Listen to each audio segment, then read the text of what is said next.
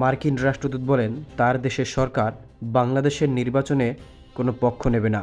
বুধবার ঢাকায় নির্বাচনী ভবনে প্রধান নির্বাচন কমিশনারের সঙ্গে বৈঠকের পর সাংবাদিকদের মুখোমুখি হয়ে তিনি এ কথা বলেন। নির্বাচনের ফলাফল বাংলাদেশের জনগণের জন্য এবং একমাত্র বাংলাদেশের জনগণই তা নির্ধারণ করবে।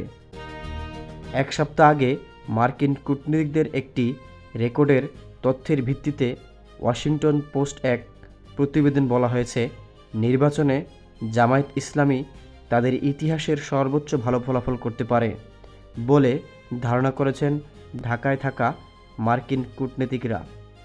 ভোট ঘিরে তাদের এ পর্যবেক্ষণের ভিত্তিতে ইসলামপন্থী দলটির সঙ্গে সম্পর্ক বাড়িয়ে বন্ধুত্বের পথে হাঁটতে চাচ্ছে যুক্তরাষ্ট্র।